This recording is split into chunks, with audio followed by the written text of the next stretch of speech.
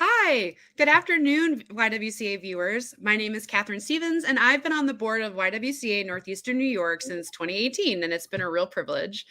And I'm very excited to host Series 3, Episode 1 of The Butterfly Effect, sponsored by KeyBank and Pursuit. KeyBank Foundation's mission is to support organizations and programs that prepare individuals for thriving futures. When people and organizations come together, great work gets done, and our entire region thrives. KeyBank thanks everyone at the YWCA Northeastern New York for making a difference. Pursuit provides businesses with affordable loans and resources so that they can transform and grow. They are an Albany based, community focused lender 100% invested in the success of their clients. If you are a small business owner looking for funds to start, grow, or recover, you can learn more at pursuitlending.com. We cannot thank these two amazing businesses enough for their support, not only this month, but year round. So, The Butterfly Effect is an empowerment series where volunteer hosts interview inspiring women in our community. Because November is Homelessness Awareness Month, we are choosing to discuss topics around housing and gratitude. Today, we are joined by Adina Lichtman, founder of Knock Knock Give a Sock and author of children's books Knock Knock Give a Sock and Knock Knock Where's My Sock? Hi, Adina. How are you doing today? I'm good. How are you? Thank you so much for having me. Oh, I'm so excited to be here with you today. I'm doing really well. So let's start with why don't you tell us a little bit about yourself and what inspired you to start Knock Knock Give a Sock? Sure. So, first of all, thank you so much for having me. My name is Adina Lichtman, the founder of Knock Knock Give a Sock, as you just mentioned, and also author of two children's books, which we'll get to in a little bit. But a whole bunch of years ago, I was a sophomore in college giving out sandwiches to some of my neighbors who were living on the street. And one man said, "Ma'am, it's so nice you're giving out sandwiches, but one thing we could actually really use are a pair of socks." So I very quickly run up to my dorm room. I open my drawer. I see I have pink socks, polka dotted socks. They weren't going to fit my new friend Diego. So I decided to knock on every door on my floor, my dorm room at the time. And within 15 minutes, I got over 40 pairs of socks. Oh, that's And great. thank you. Yeah. So, we had collected quite a few. And by the time I was a senior in college, we actually had spread to over 20 college campuses and collected over 50,000 pairs of socks. At which point, my parents were like, "You need to get these socks out of our garage. You need to become an actual nonprofit so that you can accept donations to get yourself a warehouse." So, slowly but surely, that's how Knock Knock Give a Sock came to be. And what was really interesting was as I was, bringing socks here, bringing socks there, meeting all my neighbors on the street, I basically became the sock celebrity on campus. People thought I was the expert on homelessness. So they would ask me to come speak in their synagogues, their churches, their college classrooms. And I would always ask these different audiences. And even we had even some small businesses that started to collect socks as well. And I would say, raise your hand if you've ever given money, food, or clothing to someone in need. And everyone would raise their hand, either through donation bins or in person or at a soup kitchen. And then I would say, raise your hand if you can tell me the name of one person experiencing homelessness. And almost no one could raise their hand. And I realized there was this massive disconnect between the communities of people that we were helping and those who were making these donations. They didn't know each other. They were two completely different worlds. So Mhm. my senior year of college, I decided to bring 50 of my college classmates and 50 people living in local homeless shelters to have dinner side by side. And by the end of the dinner, college students said, "Adina, we can't tell who's living in a shelter and who's not." They were meeting moms who had 3 kids who couldn't afford childcare, dads who got out of prison afterwards, people working minimum wage jobs. But that doesn't get you out of the shelter system. So all of a sudden, homelessness had a name and a face and a story to it. Oh, that's And that's great. Was kind of there anything in your background? Like you mentioned that this started when you were in college. Did your major lend itself to something that would help be successful with this, or was it just something that you felt called to do outside of that?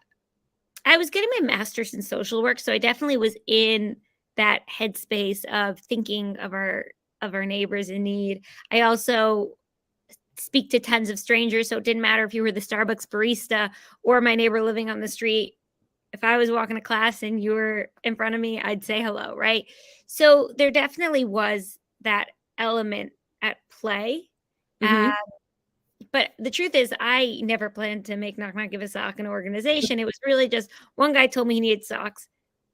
Kind of like that was easy button, knock on a couple doors on my floor, made a little Facebook group. Other college students wanted to get involved. So, let them do it on their campus. And it kind of grew pretty naturally. And then, as I mentioned, my parents then wanted their garage empty. So I had to raise money. Then I had Yeah. to become a 501c3. Then I wanted sock companies to match those donations. So it was it fell into place very naturally. Oh, that's wonderful. So did anyone in particular inspire you when you were younger? Um, I would say when I was younger, my dad ran an organization for children and adults with special needs. And I would say that was a big source of my inspiration. And I think also just growing up in a household in which my dad was working late and knowing that he would come home late for dinner, or I'd hear him on the call. And it was just about work that was meaningful and impactful. I think that was a huge element for me. And I think to me, that's what work should have always looked like. Hmm. Oh, that's wonderful. I'm so glad that was in your home too. So it was like infused in what you do. Yeah. So it sounds like your dad was your mentor and led you to sort of the job that you have right now. So it sounds like everything leading you to like your path just sort of perfectly led you to Knock Knock Give a Sock. Yeah, it very much fell into place in that sense. Just having certain people around me who were working in that space, who were mindful of that space. But actually, in terms of mentor, my dad was definitely my mentor and role model in a lot of ways.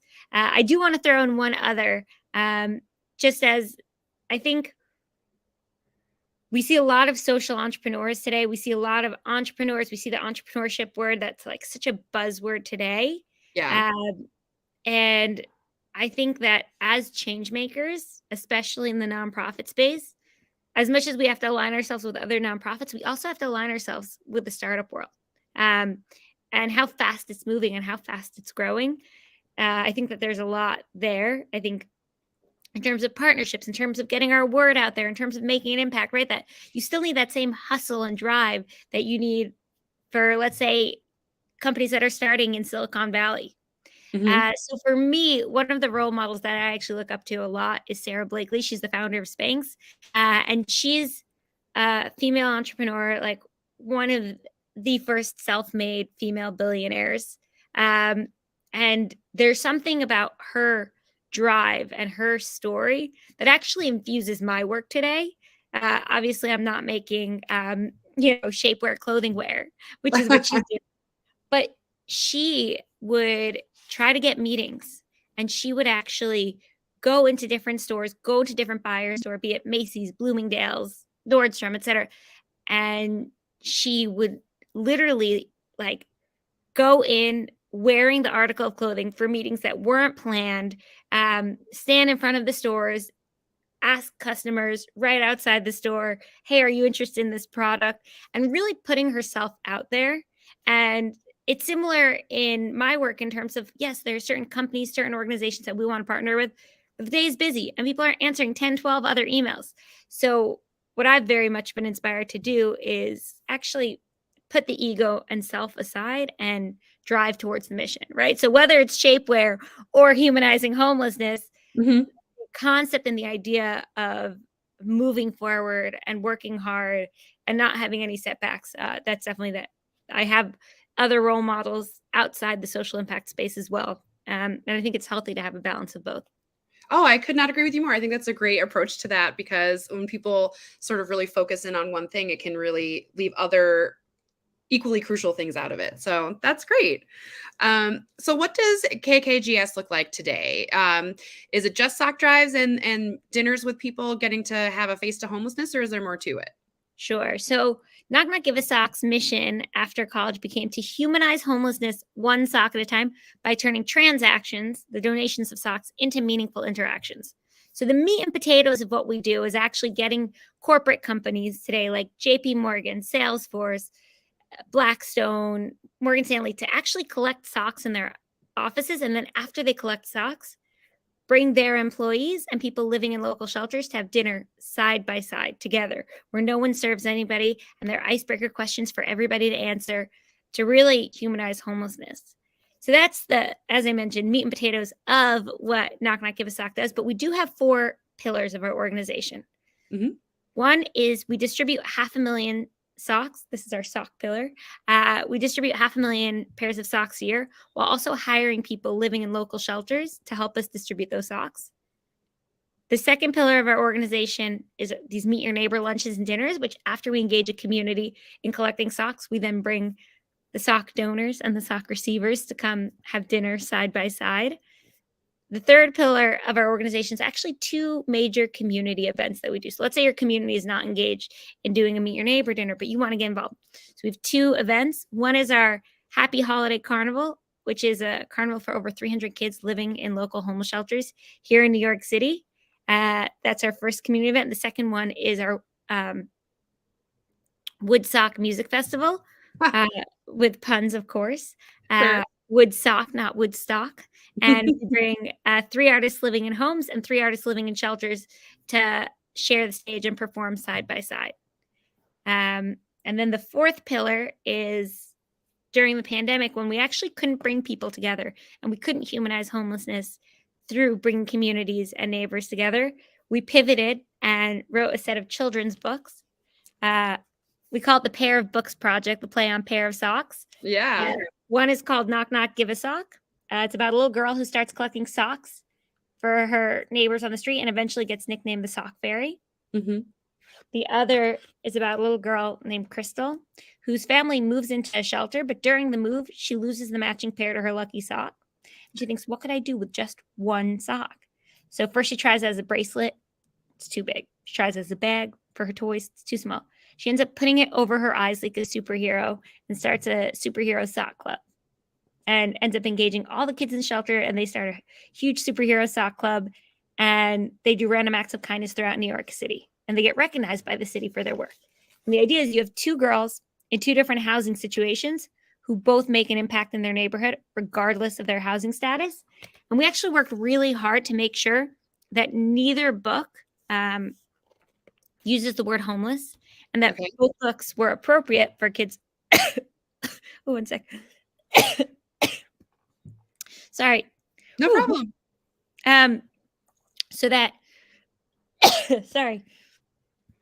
So that both books, whether you're a kid living in a home or a kid living in a shelter, both books are appropriate for you. Were they released at the same time? They were released at the same time, and they actually come if you order a pair of books. They come in this cute little packaging. Ta-da! Oh, that's great. Mm-hmm. So when you order them, they come together. They have a little blurb in the back about both books. Can people learn more information about where to get your books on a website or from their local bookstore? Where do you recommend? Yeah, so you can find us on Amazon. Just type in Knock Knock Give a Sock. You can find on our website, kkgs.org, and that has a link for our books as well. So both work. Fantastic. Awesome. So how do you feel your identity plays a role in this industry?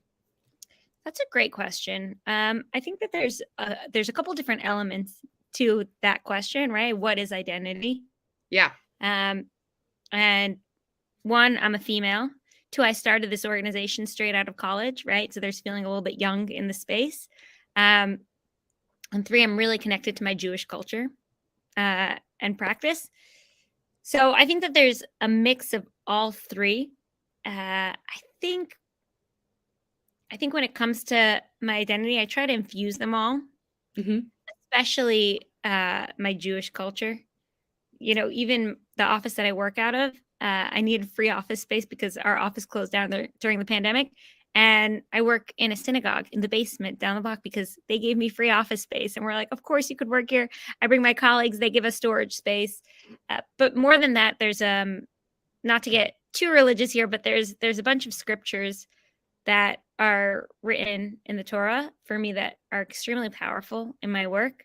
One is related to Yom Kippur, and Yom Kippur, for anyone who doesn't know, it's a fast day. It's a day of atonement. It's a day of apologizing for our sins. But there's actually a verse where we read where it says, this is not the fast that the Lord desires.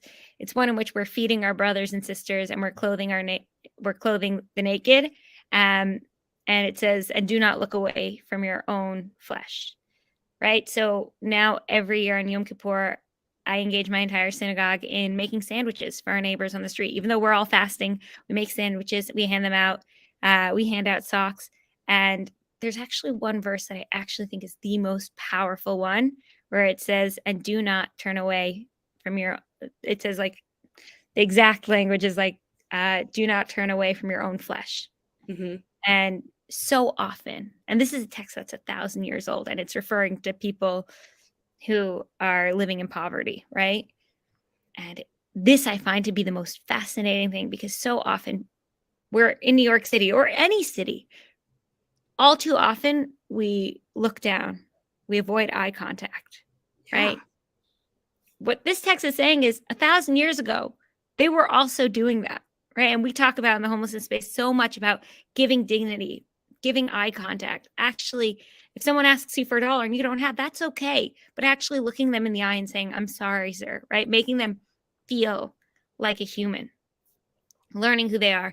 And it says, do not turn away from your own flesh. And the idea being that we should see ourselves in all of our neighbors, whether they're experiencing homelessness or not. And that to me is really powerful. And I think just even like from a sociological perspective, that 1,000 years ago, people still avoided eye contact with people who were living in extreme poverty, and that discomfort that humans feel. It's fascinating that over time there's still that shared experience with people 1,000 years ago, and we still have to learn to change that.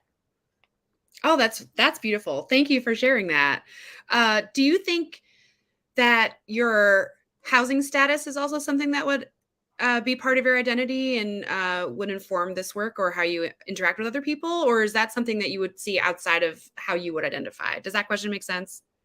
I'm going Sure. off script. I'm going off script. Sure. No, I think that's really interesting. I don't know if housed versus unhoused would be an identity, as much as there's definitely an aspect of my identity, which is privilege, right? Like Mhm. I grew up not having to worry about bills.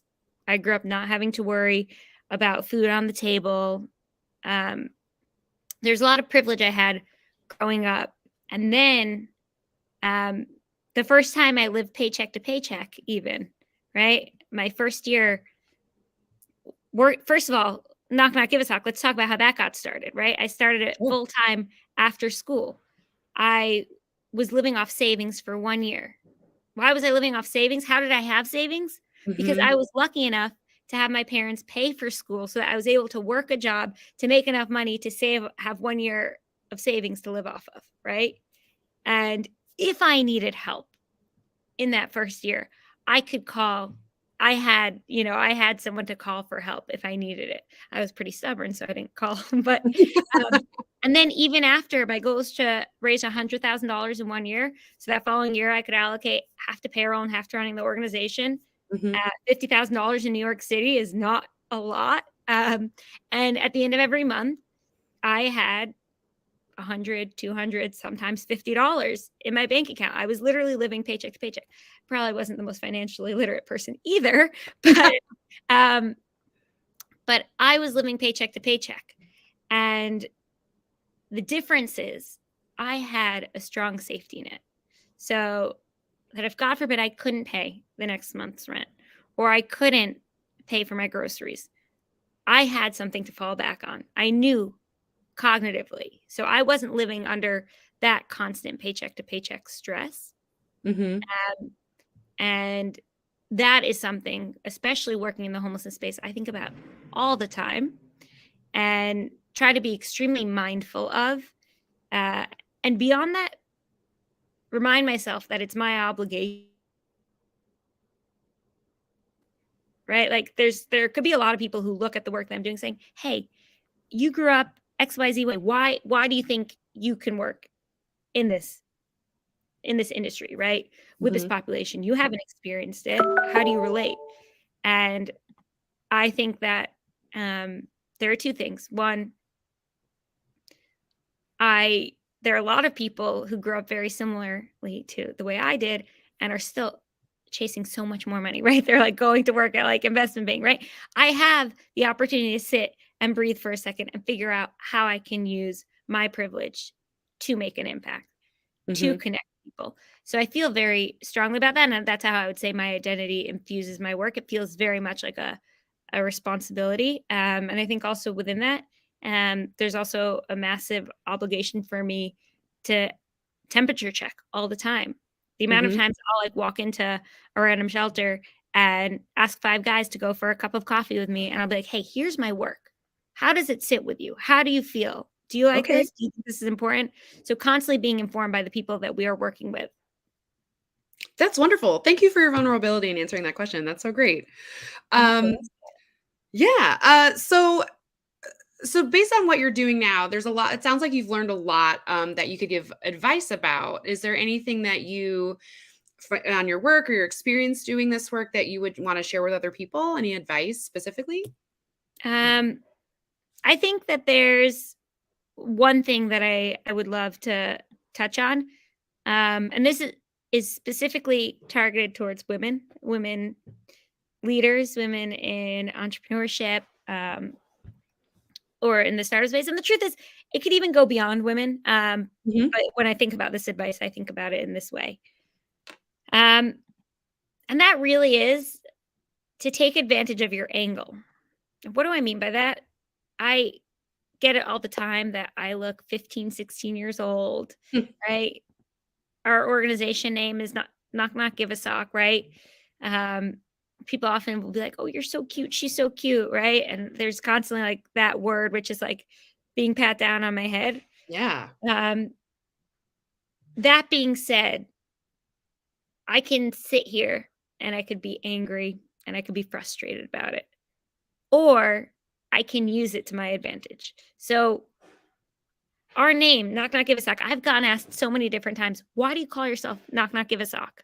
Right? Like you guys are doing so much more. Why don't you call yourself Meet Your Neighbor Incorporated? Like the socks at this point is just a small part of what you do. Why aren't you go like it's almost juvenile? And I'm like, well, that's how we get in the door, right? I can approach JP Morgan. If we were called Meet Your Neighbor Incorporated, they might be like, whoa, whoa, whoa, we don't know what that is, right? But Right. by being called Knock Knock Give a Sock, right? This cute name. Oh, that's a cute sock drive we could do. That's a cute name. Yeah, let's do a sock drive. And then after they do the sock drive, I know who the players are, right? I know who's running that office. And I could say, hey, we actually have an employee engagement opportunity for you. And so that cute angle, even within the construct of our organization, is actually what got us in the door, right? Yeah. Like, and I think the same way, like the amount of times like people call me cute and I just want to punch them in the face, like time and time again. But Sure.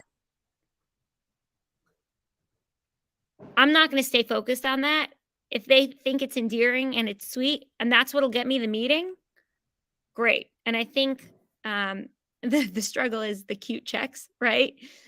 But I'm not really great at asking for money, right? So even the way I talk about asking for money, I'm like, X amount is fine. But if you wanted to give more, if you wanted to make me a really happy person, right? And there's kind of ways in which you can use it. Um, yeah. So I would say leveraging your angles. That's um, that might sound funny, and obviously, I think there's like context with it, and depending on the certain situations. But I try not to spend my time being angry as about the way that I come off sometimes, Mhm. uh, and using that to drive the organization forward. Yeah, as you were speaking, I was like, Knock Knock Give a Sock is very attainable and approachable, and seems like a really low level ask. And then so you get in the door. I think that's excellent. Yeah, it Yeah, makes complete sense. and that Um, same angle with which I use the name of our organization, right, and that like kind of like it's the same way that I operate in terms of building partnerships and relations, right? So I'm not going to be taken so seriously all the time. I'm going to have people in the meeting all the time be like, "That's adorable," and I'm like, "Why are you using the word adorable? Like, you're a big bank. Like, what? Like, why is this happening?" But making sure that I'm just constantly driving the organization forward and not letting it I sleep on. applaud you because I think I would have low simmering rage at all times if that happened to me. Yeah, I I always say I'm a lot shorter than I should have been because of the times my head's been pat. Oh, whew. Um, so what is an interview question you've never been asked before that you wish you'd been asked, and what would your response be? So a question that I wish I'd be asked, and I don't know if the answer to the question is like the best answer, but I do like this question. Uh, what do I wish there was less of in the world? And I wish Oh, there was less small talk. I think real, genuine connection, real asking the big questions, real, really going beyond just the, hey, what do you do? Where do you live? And you hmm, experience that a lot with our neighbors who are experiencing homelessness because the where do you live and where do you work are questions that we're super sensitive to. So we don't put those questions on the, as icebreaker questions on the table. We ask questions like, what was your favorite food growing up and who made it for you? Or does God play a role in your life? If so, how? Um, how do you love to display kindness to other people? So questions that really go beyond the what we do day to day. I have a yeah. friend who calls it PTA talk. Like he's like, no PTA talk here, but really diving in to what makes us human. That's wonderful. Oh my gosh, I want to go to one of these dinners. You have to come, they're the best. So what is unique to you, or a special talent, or something that really excites you to get out of bed in the morning? Um, I think really talking to strangers. And more than talking to strangers, I'm actually going to go a step beyond that because I do love to talk to strangers. And that's probably why I ended up doing the work that I do. Hmm. Uh, but I really love bringing people together. Um, and in both ways, both in my personal life, right? I love setting up friends who are single on dates. Me and my husband, we love to host Shabbat dinners with 8 to 10 people every week who don't know each other, right? Hmm. And just bringing new energies and new people together, whether it's my meet your neighbor dinners, bringing corporate employees and people living in shelters to have dinner side by side. I very much identify as a vessel that tries to bring as many different humans together in different ways. Oh, that's beautiful. That Awesome. excites me in the morning. You're very I get the sense that you do not take it for granted either, that you work in something that really seems to speak to you and energizes you, and I think that that's wonderful. We need to see more of that. Thank you. Thank you. I Yeah. appreciate that. So what do you think is the best advice you've ever received? It sounds like you've had a lot of great inspiration around you in your life, and you've looked for it, and it's sort of happened to you. Like, do you have in any of that, or advice that you've just gotten from the work that you do out on the street? Like, what sort of advice would you want to share with everybody who's watching today? Sure. Wow, you asked me two very different questions. Oh, I Um, did, didn't I? Oh my yeah. goodness. Sorry. Okay. I'll answer both of them though. Oh, okay. Um, Question number one: best piece of advice I ever received. I was in my senior year of college. People kept asking, "What are you going to do after graduation? What are you going to do?" And I kept saying, "I think I'm going to do knock knock give a sock full time. I'm trying to figure out." And my dad said to me, "He's like, Adina, your toes in the water. Either jump in the water or walk away. Like, and do that not just in terms of your actual decision, but in terms of the way that you're talking about it. Either tell people you're running knock knock give a sock, or tell them you're doing something else. But jump in the water or walk away." Best advice I'd ever received. And to this day, I think it's the best decision I made too. And then in terms of advice, how to approach our neighbors on the street, a lot of people ask me, how do I approach people on the street? I'm scared. How do I talk to them? Uh, and I basically have two different sets of rules, right? One, if it's your first time and you want to approach one of your neighbors on the street, the best thing to do is approach someone who has a cardboard sign that's maybe sharing their story, right? They want to communicate with you. They're telling you their story. Someone who's shaking their cup. They're trying to get your attention. They're trying to convey something to you. Maybe someone who's telling their story on the subway, right? These are the people who are trying to speak to you. They're trying to get your human connection. So that's where I would start. And the second are just a couple simple rules of thumb. One, if someone's sleeping, don't approach them. If someone Hmm. seems severely intoxicated, also not the best time to go over. And if someone's talking to themselves, they're not talking to you, they're not engaging with you, don't go over. Those are my 3 rule of thumbs. And then in terms of actually approaching people, make eye contact, smile, wave. They smile and wave back, then kneel down, get on their eye level. We actually have a video, if you look it up, it's called the Kindness Manual on YouTube. It's in partnership with this influencer, Mayor Kay, and basically gives all these pieces of advice as well. That's wonderful. All right. Thank you so much. Just one more time for the people in the back, where can we learn more information about Knock Knock Give a Sock and where to buy the books? Sure. So you can follow us on Instagram, Knock Knock Give a Sock. You can check out our website, kkgs.org or knockknockgiveasock.org. And there's a link to buy the books. And also on Amazon, there's a link to buy our books as well. Just type in Knock Knock Give a Sock. And again, this is what they look like. So you'll see that's what'll come up on Amazon when you type it in. Oh, fantastic. Is there anything else you would like to let our listeners and watchers know before we say goodbye for the day? I'm just so grateful. Thank you for having me. This is wonderful. Oh, it was really, really wonderful to be able to interview you. I was very excited, and I'm immediately going to follow you on Instagram and buy some books for my nieces and nephews for the holidays. So thank you so much, Adina. Thank you. Thank you. Take care. You too. Bye-bye. Bye.